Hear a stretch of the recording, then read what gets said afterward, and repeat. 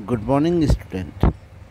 Twelfth class student, जैसा कि आप लोग जानते हैं कि इस समय हम लोग इनऑर्गेनिक केमिस्ट्री में पी ब्लॉक एलिमेंट पढ़ रहे हैं।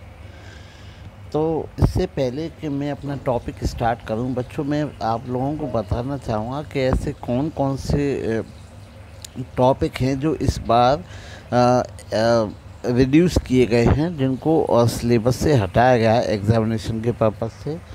तो हम लोग देखेंगे कि preparation and the property of the phosphate, sulphuric acid की प्रिपरेशन और आपकी properties, industrial process of manufacturing oxides of nitrogen, structure only, phosphorus, allotropic from compounds of phosphorus, preparation of the properties of the halides and oxo acids। तो ये जो चीज़ें हैं बिल्कुल हटा दी गई हैं इस बार। ये आपके प्रॉपर्टी ऑफ द हेलाइड और ऑक्सो एसिड ये इस बार आपके सिलेबस में एग्जामिनेशन में नहीं पूछी जाएगी। तो चलिए हम लोग टाइम बिना वेस्ट किए हुए हम लोग अपना टॉपिक स्टार्ट करते हैं। तो बच्चों, आज हम लोग स्टार्ट करने जा रहे हैं ग्रुप 15 जनरल इंफॉर्मेशन।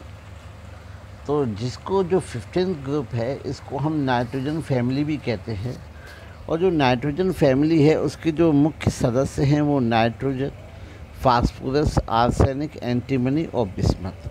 तो कुल मिलाकर यहाँ पर इनके हम कह सकते हैं कि 5 सदस्य का ये एक ग्रुप है, जिसमें सबसे पहले नाइट्रोजन जिसका एटॉमिक नंबर 7 है, तथा इसके बाद में फास्फोरस जिसका एटॉमिक नंबर 15 है, एंटीमनी जिसका एटॉमिक नंबर 51, आर्सेनिक 33 और आपका बिस्मथ 83 है।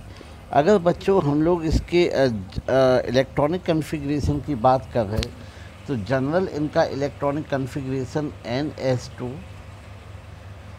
NP3 होता है, NS2 NP3 होता है। और इनकी जो वैलेंसी सेल है, जो आखिरी सेल है, वैलेंसी सेल में जो इलेक्ट्रॉन्स की संख्या होती है बच्चों 5 होती है, जैसा कि आप इलेक्ट्रॉनिक कन्फिग्रेशन के माध्यम से देख सकते हैं। चलिए हम लोग जनरल ट्रेंड देखते हैं इनकी प्रॉपर्टीज़ की। तो सबसे पहले अगर हम बात करें डेंसिटी की, the density of the members increase down to the group as usual.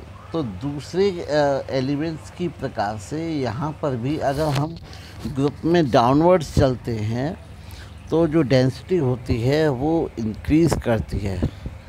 तो जैसे जैसे हम चलेंगे तो नाइट्रोजन से स्टार्ट करते हुए आपका नीचे चलेंगे तो उसकी डेंसिटी बढ़ती जाएगी। अगर हम बात करें melting point and boiling point की, these are increase going downwards. जैसे कि डेंसिटी इनके बीच बढ़ेगी तो डेंसिटी बढ़ने के साथ इनकी मेल्टिंग पॉइंट और बॉइलिंग पॉइंट भी बढ़ेंगे। However the melting point of bismuth is usually low.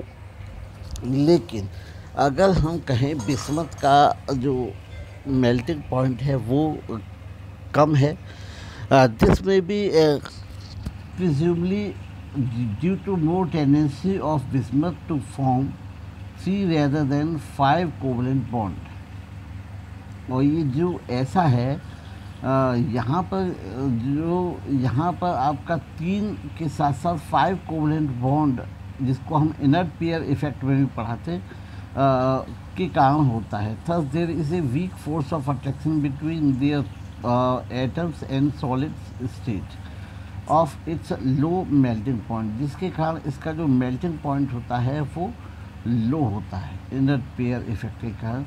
The variation in the BP shows a regular trend। atomic radii as expected increasing in the atomic number। तो atomic number बढ़ने के साथ साथ इनकी जो atomic radii होती है, atomic radii increase करती है। तो आगे हम लोग देखें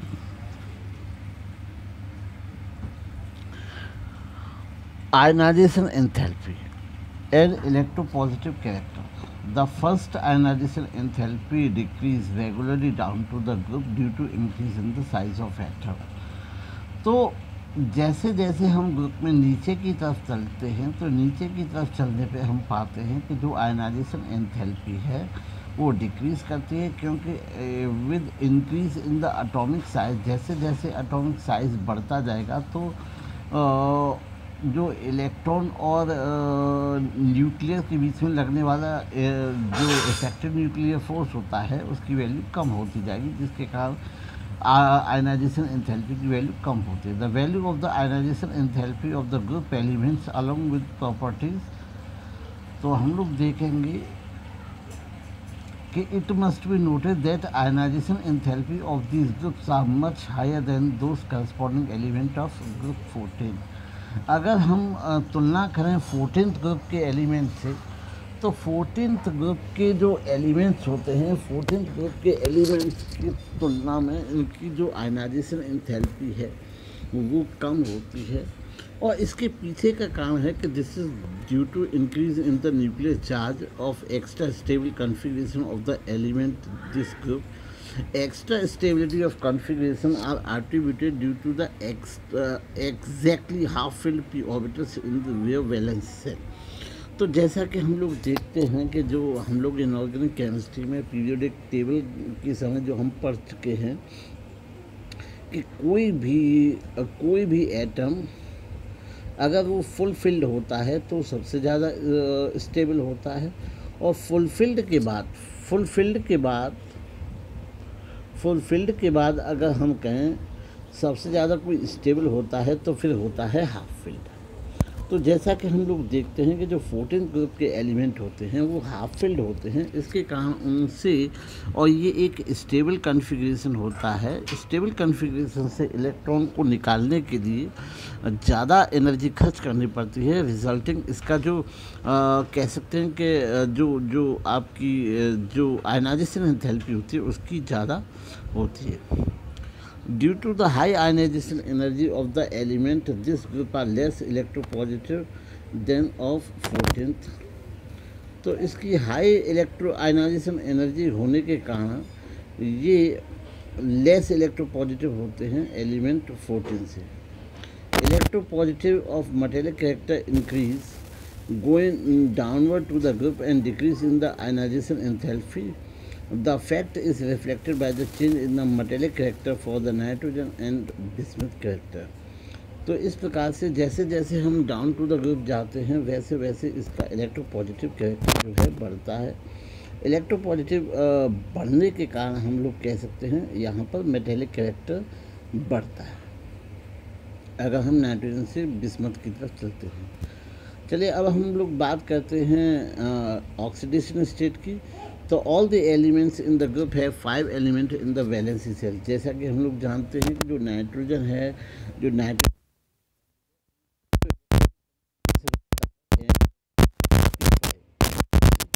तो इस प्रकार से ये लास्ट की संख्या होगी आपकी 5. तो यहाँ पे हम लोग जानते हैं कि इनके वैलेंसी सेल में 5 electron. These element there 3 more electron to acquire to noble gas configuration. तो जो 5 इलेक्ट्रॉन होते हैं, 5 इलेक्ट्रॉन को अपनी ऑक्टेट कंप्लीट करने के लिए 3 इलेक्ट्रॉन की आवश्यकता होती है अपना स्टेबल कॉन्फ़िगरेशन.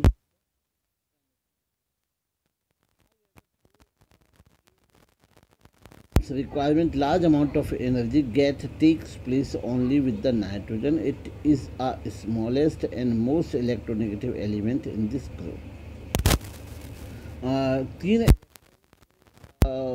गेन करने में लार्ज अमाउंट ऑफ एनर्जी की रिक्वायरमेंट होती है, लेकिन ये जो होता है केवल नाइट्रोजन में ही हो सकता है. नाइट्रोजन सबसे स्मॉलेस्ट एलिमेंट होता है और इसकी जो इलेक्ट्रोनेगेटिविटी है, जो इलेक्ट्रॉन की तरफ जो इलेक्ट्रॉन की जो एफिनिटी होती है वो भी ज़्यादा होती है.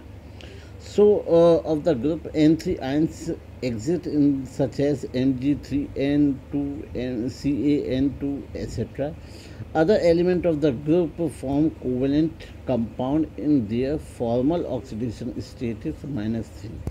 और बाकी के जो कंपाउंड होते हैं उनकी जो फॉर्मल जनरल ऑक्सीडेशन स्टेट होती है वो -3 होती है। For example calcium phosphide, sodium arsenide and zinc antimonide and manganese bismuth. तो इस प्रकार से इनकी जनरल जो ऑक्सीडेशन स्टेट होती है वो आपकी -3 होती है। चलिए बच्चों, हम लोग देखते हैं नाइट्रोजन की ऑक्सीडेशन स्टेट की हम लोग चर्चा करें तो नाइट्रोजन जो है मैक्सिमम ऑक्सीडेशन स्टेट शो कर सकता है 5 तक अर्थात, और ये आपका -3 से लेकर -5 तक ऑक्सीडेशन स्टेट शो करता है। जैसे अगर मैं कहूँ नाइट्रोजन की अमोनिया में ऑक्सीडेशन स्टेट -3, N2H4 में -2, NH2OH में -1, N2 में 0, N2O में +1, +2, +3, +4, +5। तो इस प्रकार से इसकी जो मिनिमम ऑक्सीडेशन स्टेट जो कि आपकी अमोनिया में है -3 से लेके HNO3 जहाँ पे इसकी ऑक्सीडेशन स्टेट +5 तक होती है। तो इस प्रकार से हम लोग कह सकते हैं कि जो नाइट्रोजन होता है, नाइट्रोजन +5 तक मैक्सिमम ऑक्सीडेशन।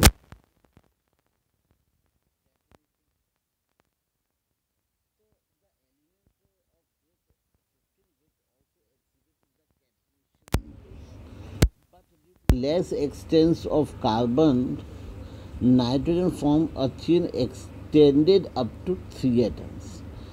तो अगर हम कैटनेशन अर्थात एक दूसरे से मिलकर चेन बनाने की अगर हम प्रॉपर्टी की बात करें तो इनके अंदर भी प्रॉपर्टी होती है, लेकिन ये जो प्रॉपर्टी होती है वो 3 एटम से अधिक नहीं होती है। अर्थात हम कह सकते हैं कि इनकी जो कैटनेशन पावर होती है वो कार्बन से कम होती है। Nitrogen form extending up to 3 atom and the common example of the hydrazoic acid. तो नाइट्रोजन जो है वो आपका 3 कार्बन की एक चेन बनाकर एक प्रकार से कैटनेशन पावर को शो करता है, और इसका मुख्य एग्जाम्पल है आपका हाइड्रोजोइक एसिड। हाइड्रोजोइक एसिड जिसका फॉर्मूला N3H है। यहाँ पर आप स्ट्रक्चर देख सकते हैं कि जो N3H है, N3H में जो आपका हाइड्रोजन एक, नाइट्रोजन डबल नाइट्रोजन। तो इस प्रकार से यहाँ पर जो नाइट्रोजन है वो 3 प्रकार से अटैच हो सकता है। तो यहाँ पर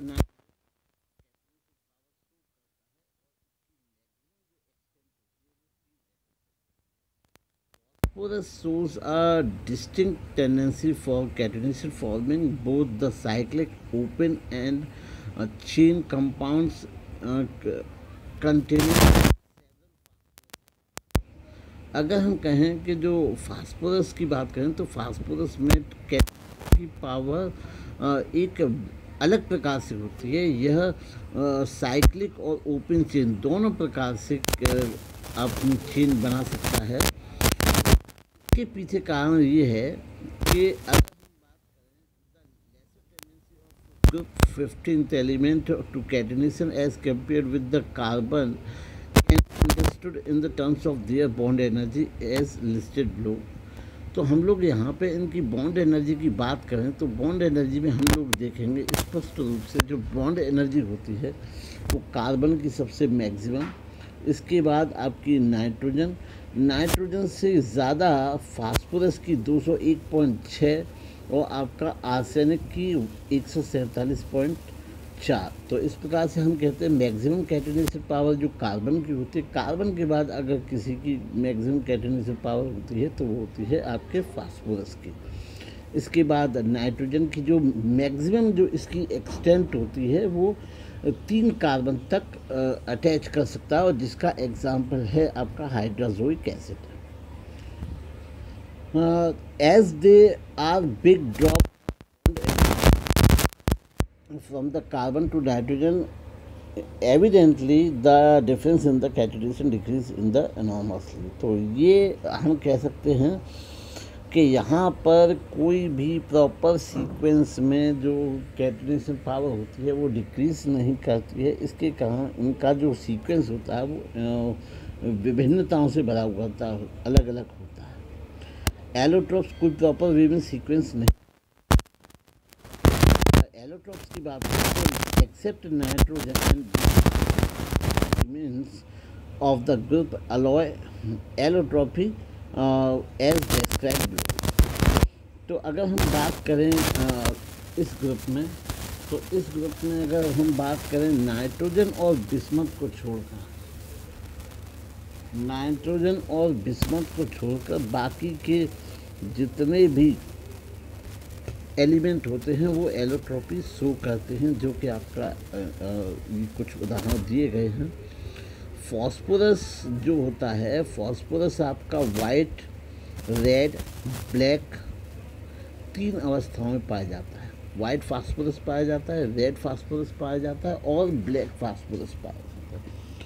ये 3 प्रकार के एलोट्रोप एग्जिबिट करता है। आर्सेनिक 2 प्रकार से एलोट्रोपी शो करता है, येलो एंड ग्रे फॉर्म।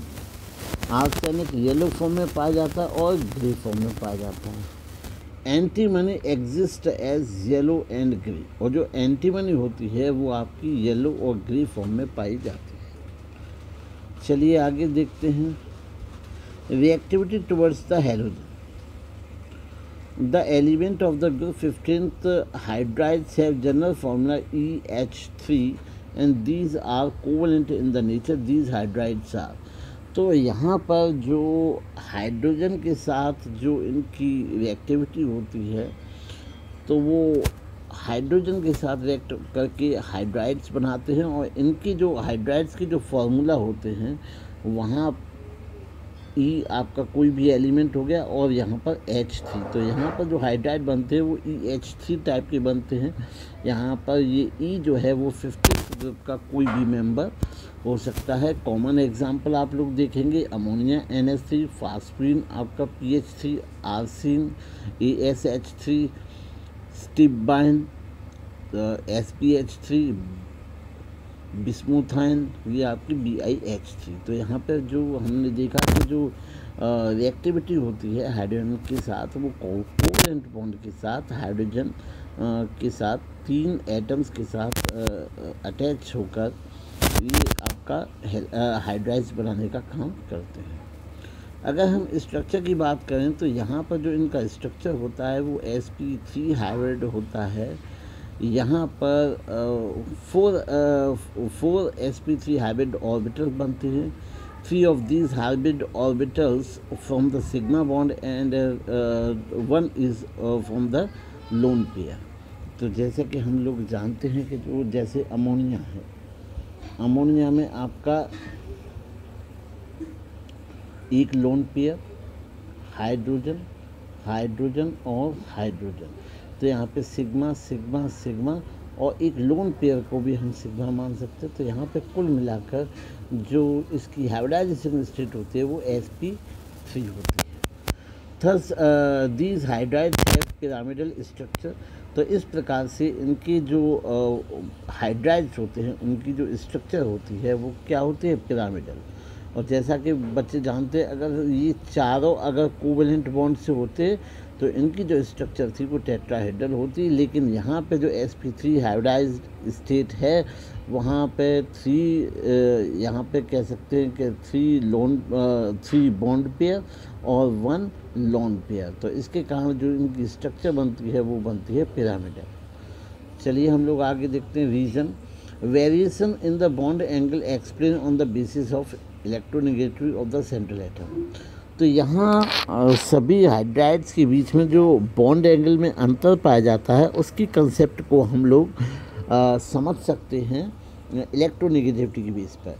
तो nitrogen is highly electronegative element, therefore in ammonia there is a high electron density at the nitrogen. This causes greater repulsion between the electron pair around the nitrogen and resulting its a maximum bond angle। तो यहाँ पे हम लोग देखते हैं कि जो ammonia है, अमोनिया एक इलेक्ट्रोनेगेटिव एलिमेंट होता है। तो इलेक्ट्रोनेगेटिव एलिमेंट होने के कारण अमोनिया की चारों तरफ इलेक्ट्रॉन की जो डेंसिटी होती है वो काफ़ी ज़्यादा होती है। इलेक्ट्रॉन की डेंसिटी ज़्यादा होने के कारण यहाँ पर इनके बीच में जो जो जो बॉन्ड पेयर होता है, बॉन्ड पेयर के बीच में यहाँ पे रिपल्सन फोर्स लगता है, जिसके कारण जो बॉन्ड एंगल होती है, बॉन्ड एंगल की वैल्यू ज़्यादा हो जाती है रिपल्सन के कारण। As electronegativity decrease down to the group, the electron density around the atom is also decreased. Consequently, the repulsive attraction phase electron pair also decrease in the bond angle.